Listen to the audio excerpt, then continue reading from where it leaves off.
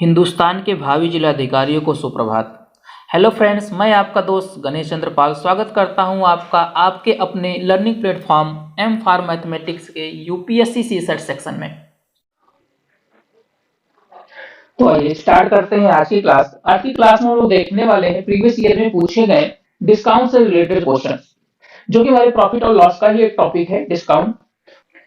तो आइए पहला क्वेश्चन देखते हैं। इस क्वेश्चन हमसे कहा जा रहा है an increase of 3 rupees in the selling price of an article turn A loss of 50/2% into a gain of 15/2%. The cost price of the article is, option दिया गया हमें 10 रुपीज, ये रुपए में सब बताना है हमें, 15 रुपीज, 20 रुपीज एंड 25 रुपीज।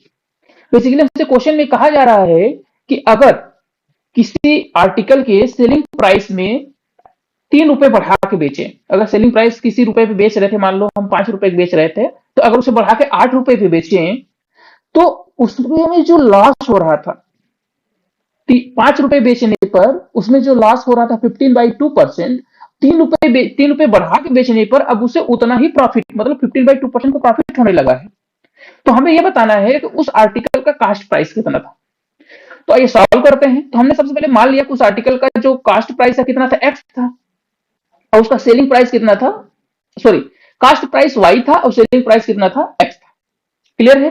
जैसा कि हमसे क्वेश्चन में कहा गया है कि भैया उसे लॉस हुआ था, कितना कितना हुआ था, 50%, 15/2% उसे क्या हुआ था, लॉस हुआ था। और सेलिंग प्राइस हमें कितना दिया, जब लॉस होता है तो सेलिंग प्राइस का जो लॉस परसेंटेज होता है, जब लॉस होता है इसका मतलब selling price is less than cost price. तो यहाँ पे लॉस परसेंटेज का फार्मूला जो होता है, लॉस परसेंटेज इक्वल टू क्या होता है, loss upon cost price into 100। तो लॉस लॉस परसेंट कितना है, 15/2। और यहाँ पे लॉस कैसे निकालेंगे, कास्ट प्राइस से सेलिंग प्राइस माइनस कर देंगे, तो y minus x into 100/y। ये इक्वेशन नंबर 1 बना। अब हमने क्या किया, इसको थोड़ा सा सॉल्व किया, सॉल्व करके यहां से x की वैल्यू को मैंने y के फॉर्म में निकाला। तो उतना करने के बाद x की वैल्यू y 185y अपॉन 200, ये इक्वेशन 2 नंबर हमने बना लिया। क्लियर है। जैसा कि दूसरी बार लॉस, जो अब प्रॉफिट हुआ था 3 रुपए गेन करके बेचने, उसे क्या हुआ, 15/2% को प्रॉफिट हुआ।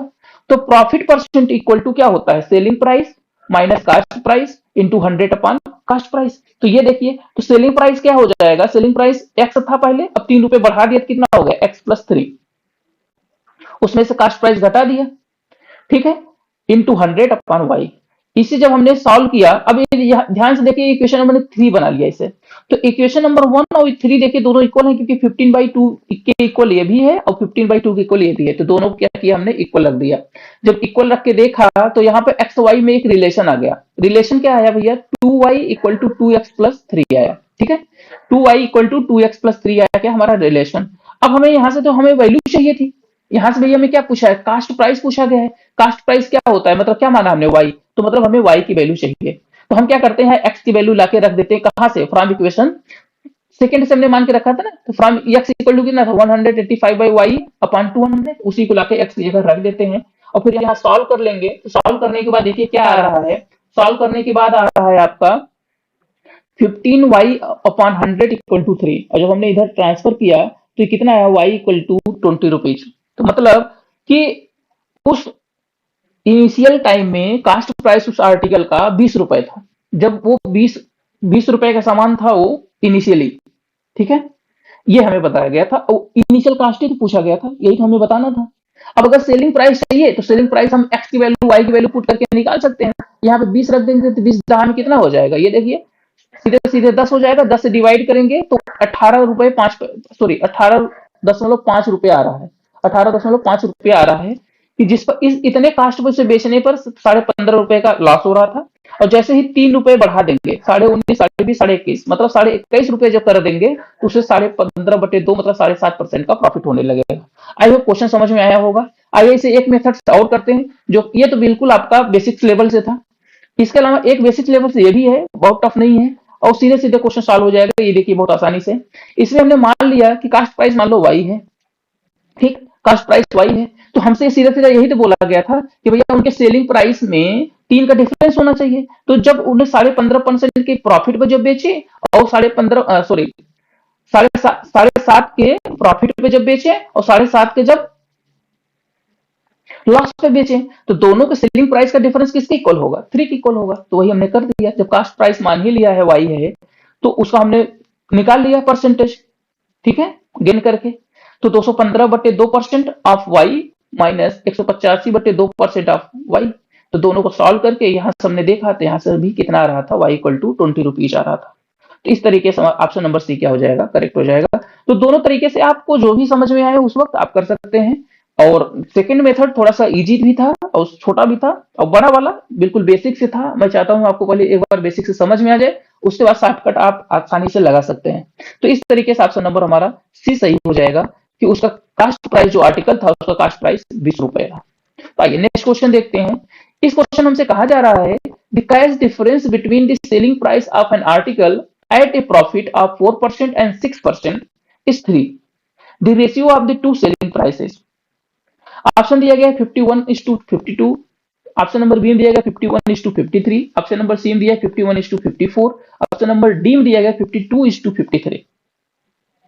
तो बेसिकली इस क्वेश्चन हमसे कहा जा रहा है कि कोई आर्टिकल है, उस आर्टिकल को जब हम 4% के प्रॉफिट बेचते हैं और 6% के प्रॉफिट बेचते हैं, तो उनके सेलिंग प्राइस में जो डिफरेंस है वो कितने का है? 3 का। तो हमें उनके सेलिंग प्राइस का रेशियो बताना है, ठीक है, ये बात हमें दी गई है। तो अभी अभी हम जस्ट पहला जो क्वेश्चन सॉल्व किए तो कुछ इसी तरीके का तो क्वेश्चन था। भाई 3 रुपए का क्या था डिफरेंस था, इनके 4% और 6% में यहाँ पर दिया गया है। तो हमने मान लिया सबसे पहले कि कास्ट प्राइस कितना है, एक्स। तो कास्ट प्राइस अगर एक्स है तो 4% की प्रॉफिट पर उसका सेलिंग प्राइस कितना हो जाएगा? 4x/100। और इसी तरीके से 6% की प्रॉफिट भी कितना हो जाएगा? 106x/100। अब इन्हीं का तो रेशियो पूछा है, सीधी सीधी सी बात है, इनका ही तो रेशियो पूछा है, तो इन्हीं को डिवाइड कर देते हैं। तो 4% अपॉन 6% वाला करेंगे, तो यहाँ से सॉल्व करके कितना आ रहा है? 52/53।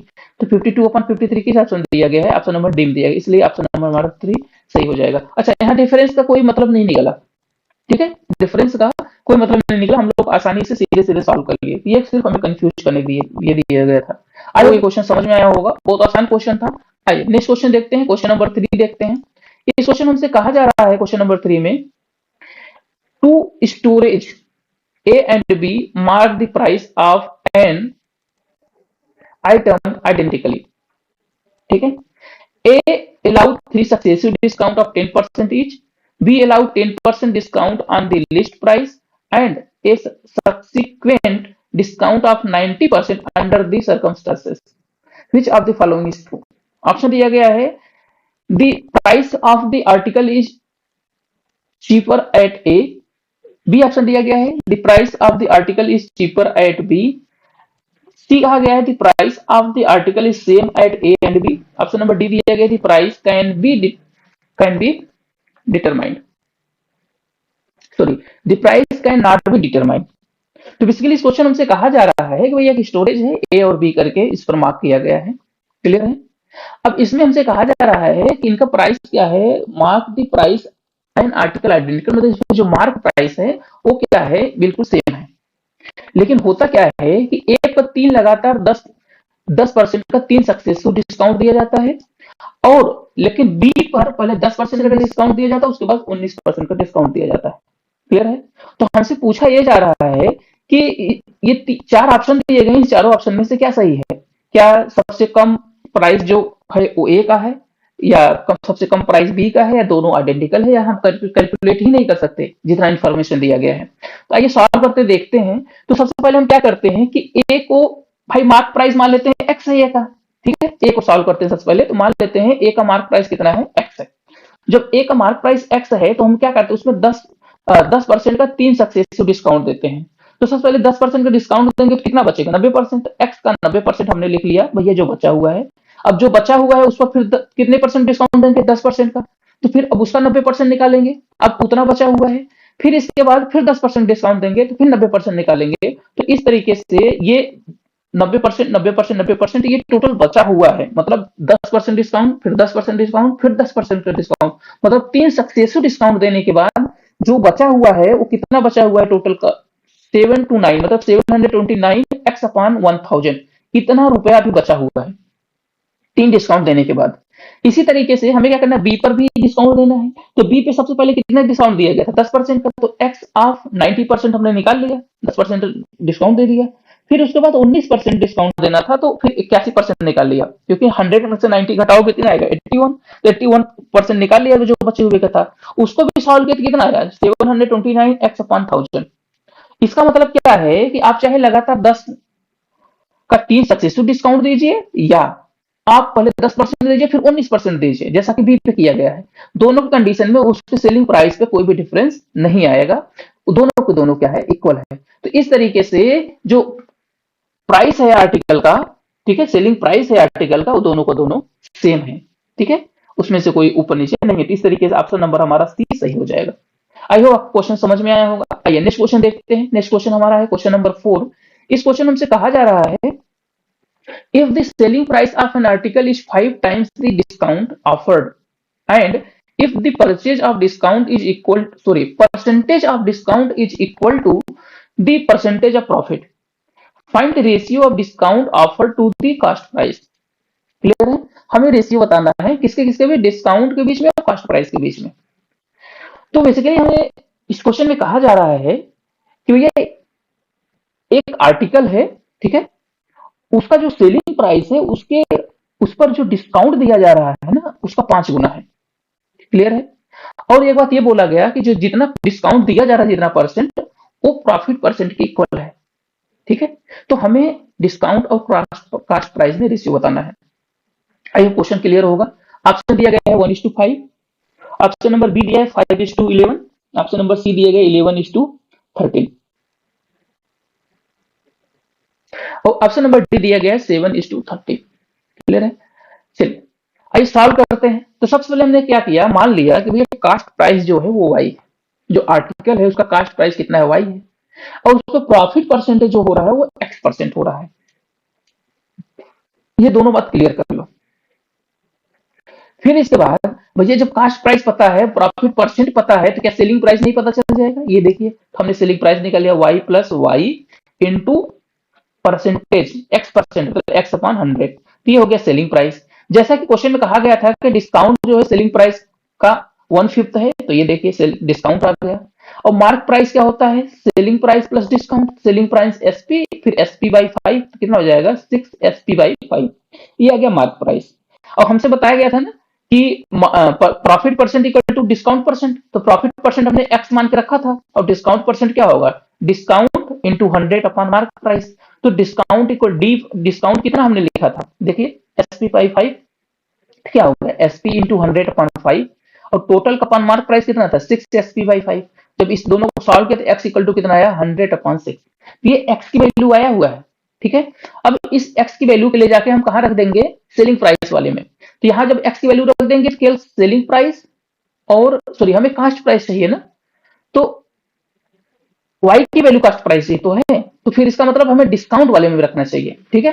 तो हम क्या किए, डिस्काउंट ले जाकर रखे। तो डिस्काउंट इक्वल टू क्या था, डिस्काउंट इक्वल टू क्या हो जाएगा, सेलिंग प्राइस बाई 5, और सेलिंग प्राइस कितना था, देखिए y इंटू वाई कामा ले लिया यहां से, तो y कामा लेंगे तो 1 plus x by 100 upon 5। Clear है।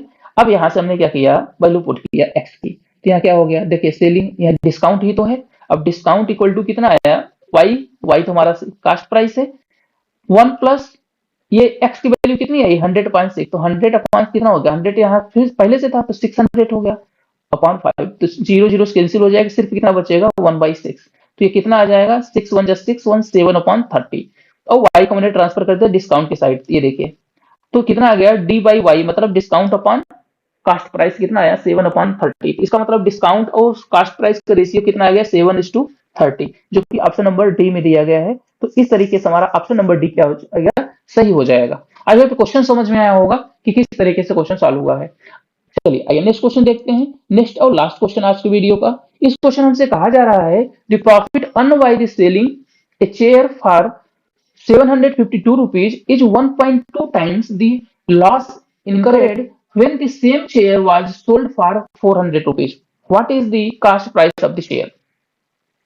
इस क्वेश्चन में बेसिकली हमसे ये कहा जा रहा है कि अगर किसी चेयर को 752 रुपए में बेचा जाता है, तो 1.2 टाइम्स का प्रॉफिट होता है, ठीक है। 1.2 पॉइंट्स का प्रॉफिट होता है किसके, जितना लॉस्ट हो रहा था। लॉस्ट कितना हो रहा था, जब हम 400 रुपए के उस शेयर को बेच रहे थे, 400 रुपए पे बेचने को जो लॉस हो रहा था, उसका 1.2 टाइम्स प्रॉफिट होता है जब 752 रुपए के बेचते हैं। आई होप क्वेश्चन क्लियर हो गया होगा। तो हमें कास्ट प्राइस बताना है। ऑप्शन दिया गया 540, बी में 550, 560, 500 और 270। 270 ये आपको ऑप्शन दिया है, यहाँ बेसिकली 570 होना चाहिए, ठीक है। चलिए कोई नहीं, ऑप्शन ही है। अब इसके बाद हम क्या करते हैं, क्वेश्चन सॉल्व करते हैं, ठीक है। तो हमने सबसे पहले मान लिया कि ये कास्ट प्राइस कितना है, एक्स। कास्ट प्राइस कितना है, एक्स। जब कास्ट प्राइस एक्स है तो हमसे क्या बोला गया था कि भैया इसकी सेलिंग प्राइस दी गई, ध्यान से समझिएगा। तो कास्ट प्राइस दिया गया, तो कास्ट प्राइस, अब तो प्रॉफिट जो हो रहा है वो कितना हो रहा है भाई, सीधे सीधे बोला गया है ना कि प्रॉफिट इक्वल टू किसके है, 1.2, 1.2 ऑफ लास्ट। आई होप समझ गए होंगे। तो 1.2, तो प्रॉफिट इक्वल टू क्या होता है, selling price minus cost price into 100 upon cost price. और ऐसे ही लॉस इक्वल टू क्या होता है, cost price minus selling price into 100 upon cost price. तो उसी में अगर हम क्या करें, 1.2 को मल्टीप्लाई कर दे तो प्रॉफिट और लॉस बराबर हो जाएंगे। देखिए हमने 1.2 से मल्टीप्लाई कर दिया। आई होप समझ में आ गया होगा। बस इसे सॉल्व करना था, तो 100 अपॉन कास्ट प्राइस इधर भी, 100 अपॉन कास्ट प्राइस इधर भी, सॉल्व कैंसिल आउट कर दो, क्योंकि कास्ट प्राइस तो दोनों को सेम ही होगा। तो यहाँ से क्या है, selling price minus cost price, 700 power minus cost price 1.2, cost price minus 400, भाई यहाँ की सेलिंग प्राइस 400 था। क्लियर। तो अब यहाँ से हमने सॉल्व कर लिया, तो यहाँ से 752 और इधर से मल्टीप्लाई किया, जब इसमें एक 1.2 का 400, 480 आया, इधर आके प्लस कर दिया।